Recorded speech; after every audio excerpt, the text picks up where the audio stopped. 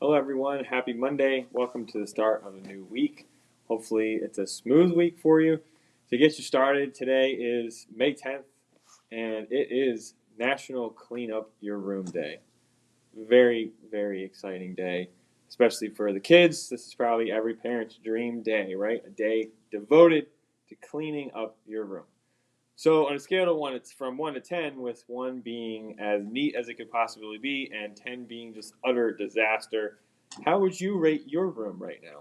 Whether maybe you were a child, one of the youth team, the teenagers watching this, or an adult. Adults can be really messy too, if we're honest.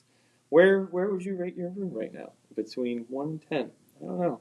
Some questions to help you determine the state of your room. 1, is it possible to see the floor? 2, are the clothes that you wore from last week still in the same place where you dropped them? 3, are the dust bunnies taking over underneath your bed? 4, do you have to move things in order to walk from one side of the room to the other? If you have answered yes to any of those questions, please pause this video, go take care of your room, and then come back and finish. No, don't worry about it. Do it maybe after the video, though. That'd probably be a good thing. You don't want to trip over something and hurt yourself in your room. That'd be embarrassing. Have to call into work and say, well, I'm a slob, so I left myself all over the room, and I tripped and hit my head on something, and now I can't come to work because I'm a mess, literally. Not a good thing, right? But we've probably all heard the expression, cleanliness is next to godliness. And while it sounds like that came out of the Bible, it's actually not from the Bible. It's something that we came up with as human beings, but the Bible does tell us that God likes order. If we look around the world that He created, everything has its proper place and a function. God wants His people to be that way too. Paul is speaking about worship and God's desire that it be done in a certain orderly way in 1 Corinthians 14:33, where it talks about God is not a God of disorder, but a God of peace. He's talking about worship towards Him. God's desires that we be done, that it's done in an orderly way, yes, but there is room there where God wants us to go further, to advance, to get out of our comfort zone, to do things that are pleasing to Him. Where there is order, there is God's peace. But when there's disorder and chaos, God cannot work. I think He probably took into account that we as human beings tend to get distracted by disorder and chaos, right?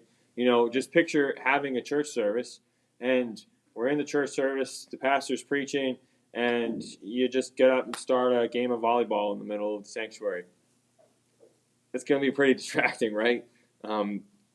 God's gonna. I don't know if I'm gonna say God's gonna have a hard time moving, but people are gonna be having a hard time being moved by God because there's a volleyball game going on in the middle of the sanctuary. What?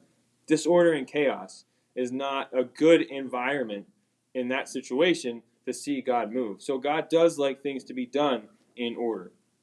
The same principle applies to us. When we are disorganized, when we can't find anything because of all the clutter in our room or our lives or whatever, it makes it a lot harder to get things done. Cleaning our room is just one way to bring the order that God desires into our lives in a physical sense, but also cleaning our room inside of our heart makes way for God to be able to fill it with the things that belong there.